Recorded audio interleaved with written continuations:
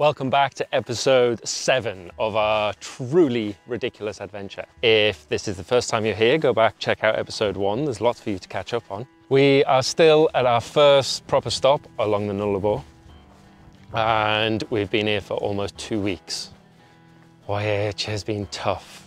I think Twitty and I have resigned to the fact that this is going to take us a very long time now. So we've calmed down a little bit. We're still very confident we're going to make it. We've got those when we're going to finish. That's come back. So that's where we're at. All right, Twitty's been on fixing duty again, fixing a leaky tap. They need parts, which means they've given us a ute to take to the local store. Problem is that local store is 4 hours away. So we've got an 8-hour round trip and try and pick up some parts. And we need to go back to Kalgoorlie, which is basically where all our problems started. Good news is that we might meet up with Dion as well and catch up. Bad news is that we're going backwards. That doesn't feel right.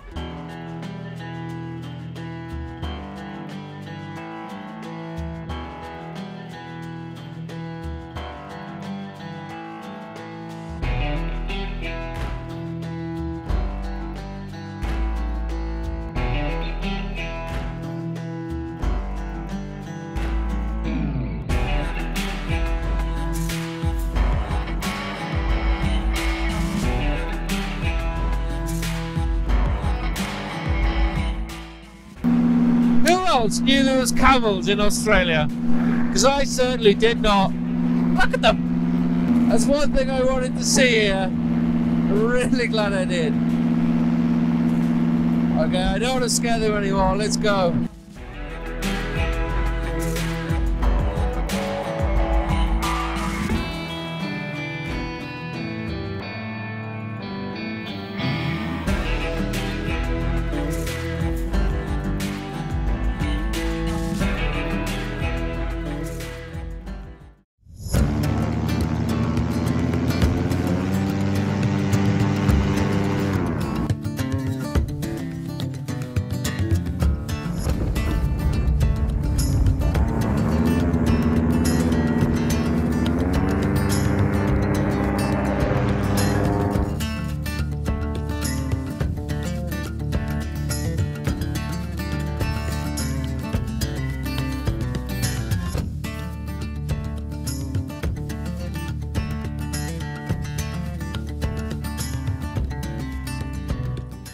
All right, we've made it to Kaguna. The weather yesterday was telling us it was going to be great for about 3 days.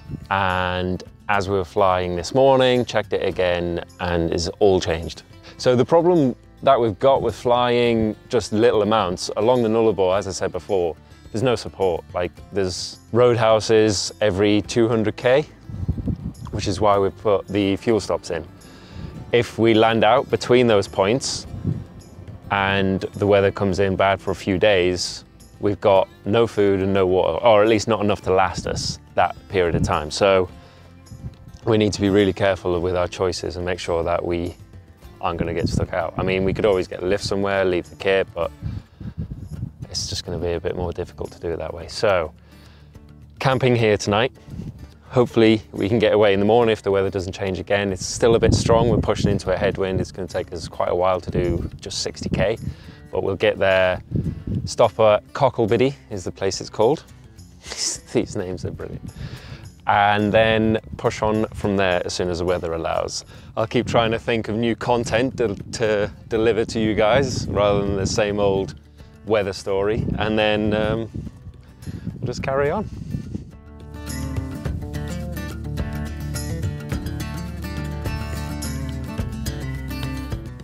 We're all set up for camping tonight. Right. Happy look. If everyone complains I'm not happy, so I'm happy. Twitty had a full-blown tantrum today when he landed. Only a little bit. What was the issue? Oh, the weather being one. He's run out of nicotine. Australia doesn't sell vape pens with nicotine in. Weather's everything's just shit. Everything's just against us. I'm having a great time. Hopefully get a little bit of distance. I keep saying hopefully. It's all this trip is, just hope. It just feels like a bad dream, and I just hope it gets over one day.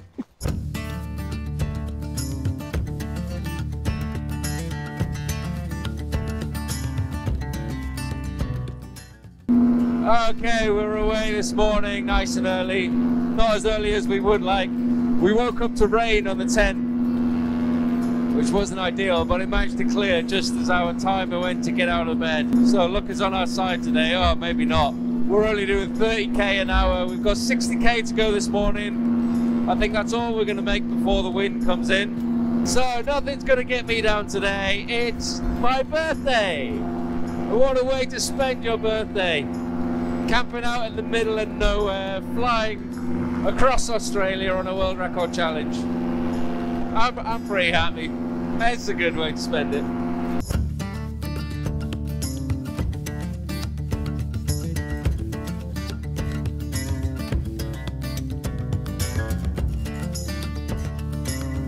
Ooh, we had to use bar for the first time there, so check the weather as soon as we took off, and it changed again and showing strong gusts. One forecast was showing 10 to 21 miles per hour, and well, I'm glad we did. It's starting to pick up already. I'll be able to see the grass blowing everywhere. But we've made it to Cockle Biddy. Whoa, I'm gonna go get a coffee and a breakfast roll, and then we'll make a plan from there.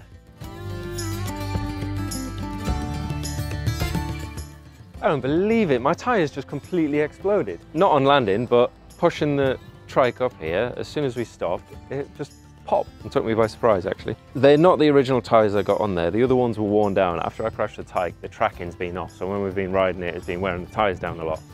So we had to go buy some cheap ones, the only ones that were available, the only ones that would fit. And their grips are not best, and they're 2-ply instead of 4-ply, which is probably why this has happened. But thankfully, I've kept the other tyres, so I'll put them on now and just hope they last. Oh man, this adventure's turning into just... Wow, it's a proper challenge, proper adventure. Anyway, let's fix this.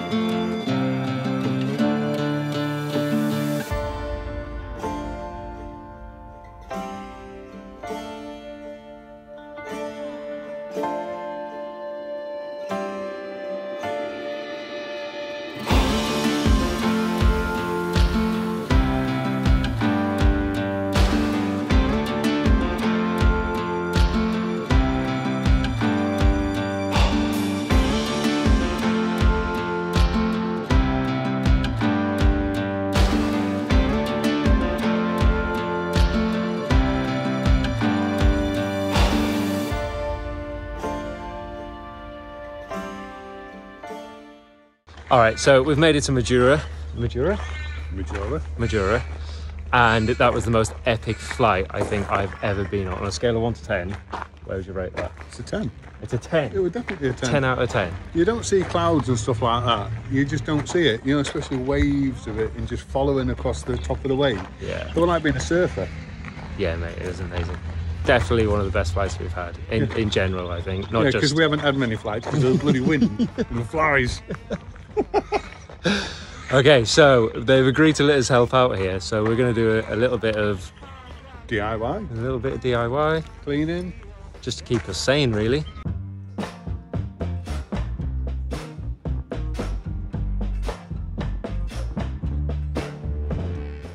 But he's up in the roof, and he's come across a little snakeskin. I say a little one, it's freaking huge. And I wish I was there to see it, because I bet he almost fell off the ladder. Speaking of snakes, I've just seen my first one. In fact, I almost stepped on it. Everyone's been saying it's way too cold for snakes, it's not the right time of year, but it's taken us so long to do that actually it's getting to the right time of year. So there's another thing we now need to be concerned about, or worried about, maybe. There's other things that are trying to kill us in Australia. Ah, god damn it. Snakes coming in. Flies. I don't know why you've left your boots outside. Yeah, for snakes somewhere comfortable for them to go. We've got wedge-tailed eagles. No one's told me any of this when we signed up. Go to Australia, make it all sandy beaches, it'll be brilliant. Oh,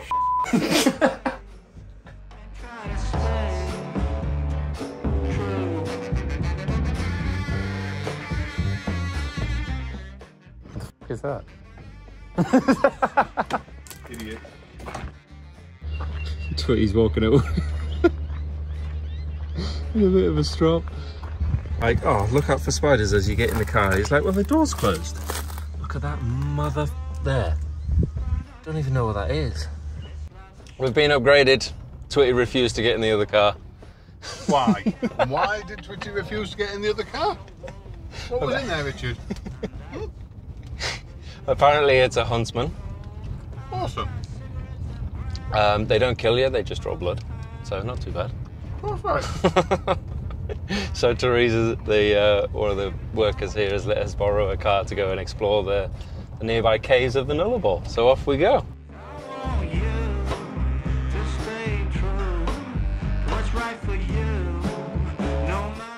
We've been here for about a week now, and Twitty has been trying to tell everyone where exactly we're going. Walgett. Names all these bloody places. And while we've been here this week, we've met quite a few interesting people. One of those guys is a special kind of mentalist, someone that you only meet once in a while, and he is also on a world record mission. But this guy is running across Australia. We thought we had it bad with flying and going real slow, but this guy is doing 100 kilometers a day for 40 days. That's almost 2.5 marathons a day for 40 days straight.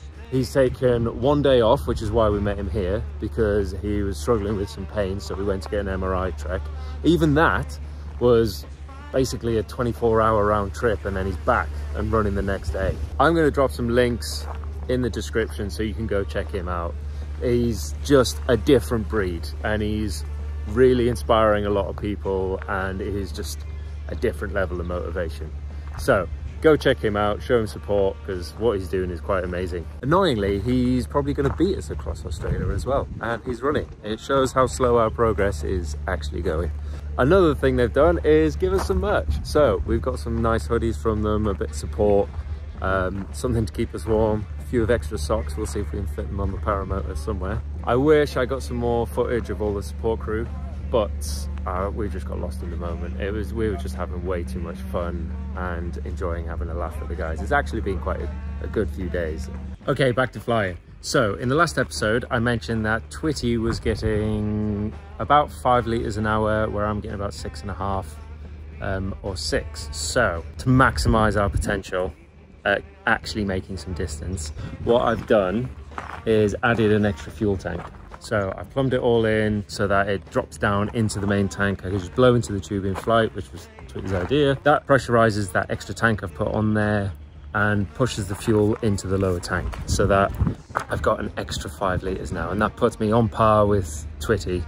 We're going to take all the gear up, we're going to borrow the car because we've got a hellish hill to go up the top, so we're going to drop all the kit off, come back down, and then push the trikes up with that extra 5 litres of fuel as well. It's going to be quite hard work, and it is scorching today, so if we do land out, we'll probably be seeing some snakes. So all the more reason to try and not land out anywhere. These flies are on fire today. Don't know what they're on, but really, really frustrating. Right, let's go. So we've got this bloody ridiculous hill to go up. It's only red hot as well. Yeah. I haven't even been looking for snakes, have you? No, I'm just following you. They'll get past you fatted, they'll think you're food. Well, yeah, maybe. It feels a bit weird to be leaving Majura. Not for you, you're ready. I'm ready. Oh, it's like a little home there. We're being looked after, getting food. Yeah, but my wife's not there, mate.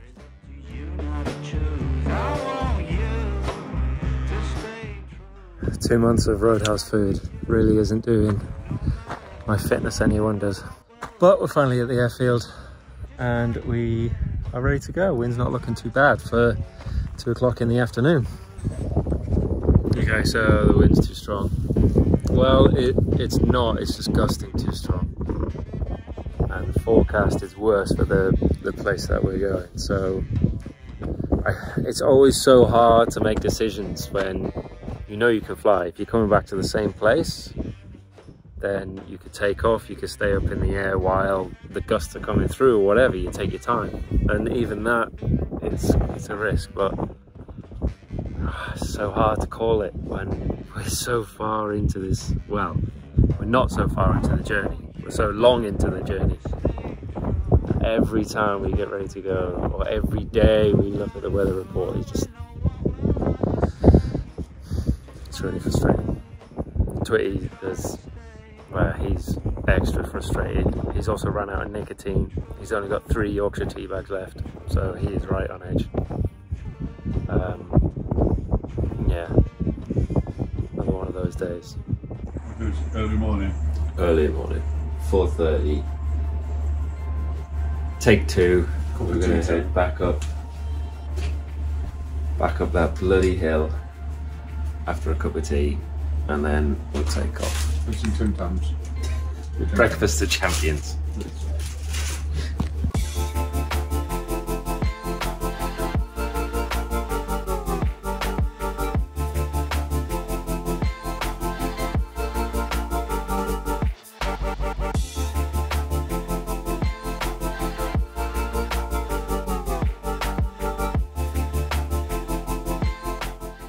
Okay, trying to cover the wind here. We've landed at Mundrabilla, quick turnaround. It is quite strong, but it's fairly consistent. So we're going to take off and make our way to the border. Hopefully get out of this state. 2 months into our journey, finally get out of this state. So fingers crossed, it's not too bad and we're not too slow on the way there.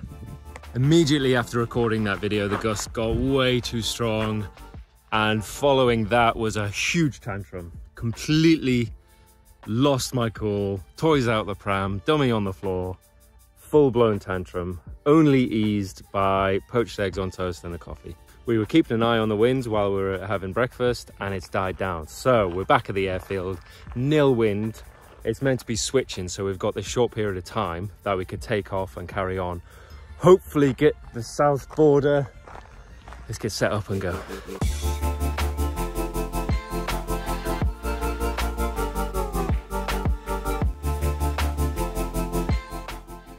Okay, we got 70k to go before we get to the border from Western Australia into South Australia. And I was about to say it'll be another milestone for us, a big milestone, but that doesn't really mean anything. I thought the Nullarbor was going to be a big milestone as well, and I don't know what I'm expecting. I guess hoping that the weather will change as soon as we get there. That's just not the case.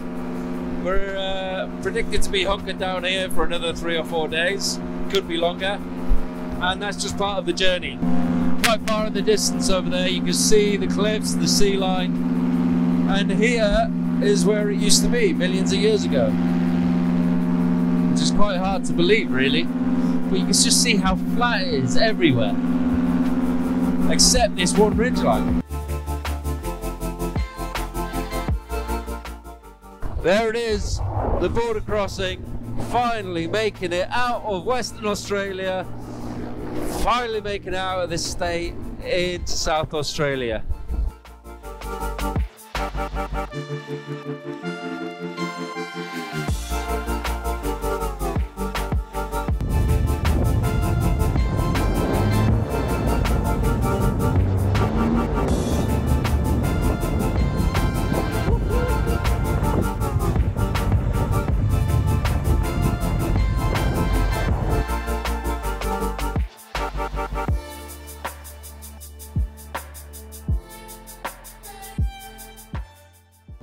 Oh, that was bumpy. I got lifted twice on landing there. But we're down, we're safe, and we're in South Australia. We can't push on anymore today, or it doesn't look like it at least. The forecast is just due to get a lot worse. So, another coffee. Early lunch. So we're at the Border Village Roadhouse for 2 days, and it's absolute luxury. We got good food, 4G, and even got Wi-Fi. I've just quickly got to thank every single person that's visited the GoFundMe page. I'm absolutely blown away with the generosity of everyone. We are so appreciative. I've actually moved the target because it's almost there, so there's another link in the description. Again, thank you, and we appreciate it so much. So I did say in this episode that I think about more than just the weather, but actually it's just been about the weather and, well, Twitty complaining. But I've got some ideas for episode 8, so make sure you come back and check that out, because I think that's going to be quite fun and something a little different. Lastly, if you've enjoyed the series, if you've enjoyed this episode, click that subscribe button, help us out, it all helps, and share the link to this episode so that more people can see it, get inspired, or just see how daft we are trying to cross Australia on our power motors. Thank you very much for watching, and I'll see you in the next one. Yeah, you can have that one. Yeah. No, it's all right. Yeah, that's good.